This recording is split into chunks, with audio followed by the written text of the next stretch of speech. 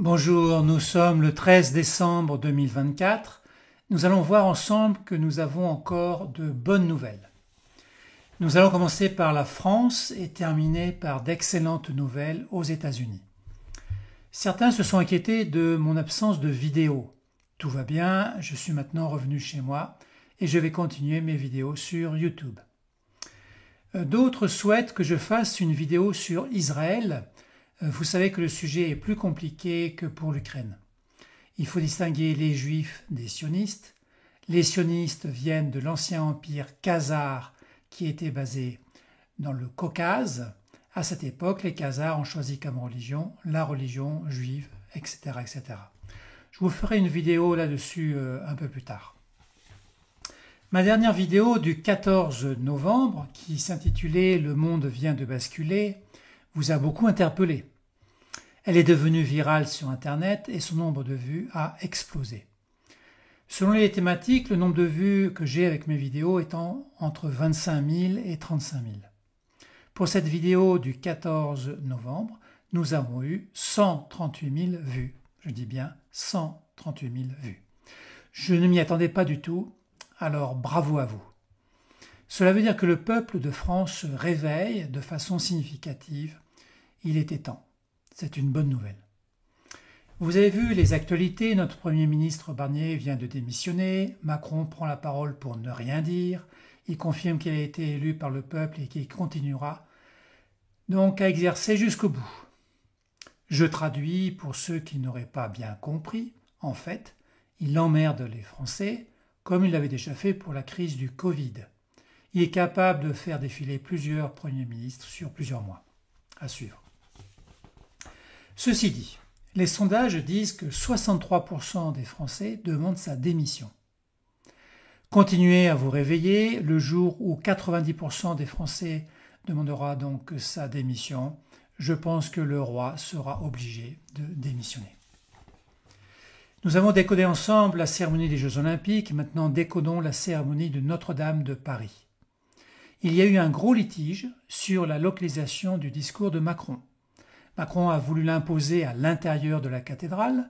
L'association Bon Sens a fait une action en justice avec un huissier qui a remis un document à Macron et à l'archevêque, au nom de la séparation de l'Église et de l'État. Cela a porté ses fruits et Macron a accepté de faire son discours finalement à l'extérieur. Or, le temps a été la pluie. Il a aussitôt saisi cette opportunité pour effectivement faire son discours à nouveau à l'intérieur, pour protéger de la pluie les 50 chefs d'État. Macron s'est donc imposé par rapport à l'archevêque. Il a donc fallu créer un protocole spécifique pour la cérémonie, ce qui a généré une longue discussion animée entre Macron et l'archevêque. Alors comment ça s'est passé? Vous avez vu, au final, Macron a commencé par une série de selfies avec des milliardaires et son réseau franc-maçon. Ce fut vraiment indécent. Puis l'archevêque a sacralisé l'ouverture des portes avec sa crosse. Or, les 50 chefs d'État étaient déjà à l'intérieur. La cathédrale n'était pas vide. Le rituel a donc été inversé. De plus, il y a eu par deux fois des applaudissements très nourris à l'intérieur de la cathédrale après le discours de Macron et aussi pour remercier la centaine de pompiers. Il faut savoir que les applaudissements cassent l'énergie des rituels. Puis il y a eu le réveil de l'orgue, dicté par l'archevêque. Et là, ô surprise, aucune musique sacrée. Que de la musique profane dissonante, basée sur l'improvisation de 3 organistes. Le peuple de France a donc pu voir le grand art de Macron, détruire la cathédrale, la reconstruire pour nourrir son ego, et bien sûr la reconstruction avec des symboles et des valeurs spirituelles qui étaient inversées.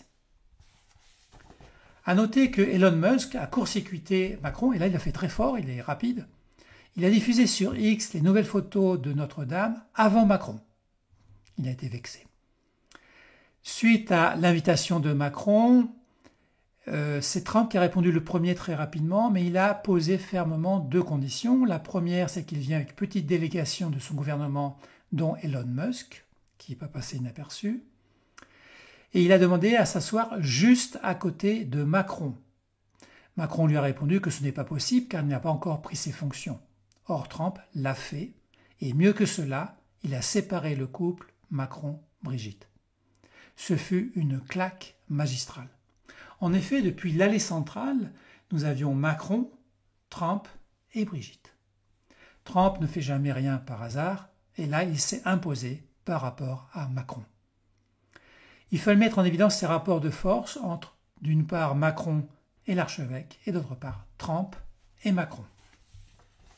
Encore un dernier point. Vous savez que von der Leyen a été en Amérique du Sud toute seule signer l'accord sur le Mercosur, et sans en parler à Macron. Macron a été dans une colère noire, et il l'a punie. Il a refusé qu'elle vienne à Paris pour la réouverture de Notre-Dame. Pardi. Ceci dit, nos agriculteurs sont rentrés chez eux, game over. Et ça, c'est triste pour eux. Il est beau le couple franco-allemand de l'Europe. De plus, les deux pays sont en grave difficulté. Des sociétés de renom ferment leurs usines, en France Michelin et les autres, en Allemagne Volkswagen et les autres. L'Europe est en train de sombrer dans un gouffre abyssal. La bonne nouvelle est que le jour où l'Europe tombera, la France pourra retrouver sa souveraineté. Faisons un zoom sur l'origine de l'incendie tout de même. Une société des Vosges avait fait le traitement de la charpente. Elle s'appelle AUBRIAT. Le procureur a pour conclusion que c'est une cigarette, pardi, qui allumait le feu pour des poutres de chêne de 800 ans. Tous les experts disent que c'est absolument impossible. D'ailleurs, ça a été reproduit, ça ne marche pas. Il faut plutôt avoir projeté du gel inflammable sur toute la charpente. Alors, un début d'enquête a eu lieu. Plusieurs téléphones à cette société des Vosges, qui n'a jamais abouti. Curieux. Le logo qui est représenté par une chouette de cette société était déjà représenté sur un t-shirt de Macron quand il faisait des réunions avec les jeunes. Étrange. Puis très rapidement, le dossier a été classé secret, défense. Et là, ça devient louche. Alors je pose simplement une grande question. Pourquoi les catholiques de France n'ont pas réagi? Faisons un point sur la guerre en Ukraine. Nous avons compris que l'État profond Biden-Obama, qui est à l'agonie, va se débattre jusqu'au 20 janvier. Il a donc décidé d'envoyer des missiles à longue portée sur la Russie avec le soutien de l'Angleterre et de la France, mais à noter que l'Allemagne ne participe pas. Les missiles partis ont tous été abattus par la Russie. En parallèle, bien sûr, les médias mainstream continuent à faire de la propagande sur une éventuelle troisième guerre nucléaire. Avez-vous vu au passage qu'il y a en ce moment d'importantes apparitions d'OVNI dans le monde entier? C'est du jamais vu. Ceux-ci sont prêts à intercepter le premier missile nucléaire qui partirait. Dans une vidéo précédente, je ne reviens pas là-dessus, j'en ai déjà parlé, c'est déjà arrivé sur Hawaï il y a quelques années.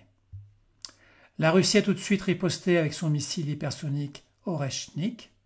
C'est une nouvelle arme secrète qui n'était pas connue de personne et elle n'a pas surtout d'équivalent dans aucun pays. Ce missile a une vitesse exceptionnelle de Mach 10, c'est-à-dire 3 km par seconde. Il peut porter au choix des ogives conventionnelles ou nucléaires. Il est surtout impossible à intercepter. Et on a eu la preuve puisqu'un test a été effectué sur un ancien site militaire d'Ukraine et ça a été une totale réussite. Un seul missile peut déployer 36 sous-munitions sur une même ville. Poutine se positionne nettement avec une avance technologique considérable et a impressionné tout de même l'État profond. Le vent du changement souffle aux États-Unis avec Trump et toute son équipe. Cela va induire un espèce d'effet domino dans plusieurs pays, et c'est déjà le cas. Premier exemple au Canada. Kennedy Jr., je vous l'ai dit, veut interdire l'introduction de fluor dans les eaux potables aux États-Unis à partir du 20 janvier.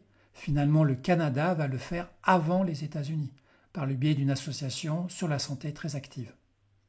Trump a promis d'établir la paix en Ukraine en 24 heures. Actuellement, cette paix est difficile, et pour cause, l'OTAN continue à tirer des missiles sur la Russie. Ceci dit, un esprit de paix circule dans le monde. De façon inattendue, nous avons eu une trêve de paix entre Israël et le Liban, Bien sûr, c'est une trêve provisoire, mais elle est tout de même significative. Netanyahou dit qu'il a atteint ses objectifs. Par contre, son peuple pense à 60% qu'il a perdu ce combat contre le Liban. Trump est vraiment un rassembleur. Il accueille à bras ouverts des figures charismatiques démocrates telles que Tulsi Gabbard. En octobre 2022, cette ancienne députée démocrate d'Hawaï annonce qu'elle quitte officiellement le Parti démocrate, qu'elle traite de parti belliciste. Elle a servi, à noter, l'armée pendant 20 ans comme lieutenant-colonel au Moyen-Orient et en Afrique. Fin 2024, Trump l'a choisie pour le poste de directrice de renseignement national. Elle va chapeauter ainsi 17 agences de renseignement américaines. Elle devient la terreur de l'État profond. Voici une grande nouvelle aux États-Unis, il faut la dire. Ça concerne le Covid, c'est un document explosif qui vient de sortir avec des dizaines d'auditions parfaitement sourcées, 2 ans de travail et un document de 557 pages. Bien sûr, ce document est censuré en Europe, c'est évident. Alors je vais vous faire un résumé, de manière précise. Page 5. Le docteur Fauci a poussé la théorie de l'origine naturelle du virus pour disqualifier très tôt la théorie du laboratoire. Page 171. L'enquête de l'OMS sur les origines du Covid était incomplète, fallacieuse, et se faisait le porte-parole du Parti communiste chinois. Page 187. Le rapport détruit le traité de l'OMS sur les pandémies qui pourrait affaiblir les États-Unis. Page 214. Les confinements sont non scientifiques, ils ont fait plus de mal que de bien. Page 218. Les passes sanitaires sont devenus de fait des confinements pour les personnes. Page 198. La distanciation sociale n'était pas soutenue par les données scientifiques. Page 203. Les masques ont été complètement inefficaces. Page 331. L'immunité naturelle a été ignorée. Page 336. Les obligations vaccinales ont fait plus de mal que de bien. Et page 300. L'ivermectine a été dépréciée sciemment. Ce document a donc été remis officiellement au Congrès et validé par les républicains et les démocrates. Il sera donc le socle pour Trump et Kennedy Jr. le 20 janvier pour commencer des actions juridiques au civil et au pénal. Nous assistons à un réveil plus marqué des Français, et ça c'est merveilleux. Merci à vous. Alors je vous invite à partager ces bonnes nouvelles encore et encore. N'oubliez pas de vous abonner sur YouTube pour voir mes prochaines vidéos que je vais continuer sur la fin d'année. On peut dire qu'aujourd'hui que les États-Unis ont déjà changé et le monde va changer de plus en plus vite. Alors je vous dis à bientôt.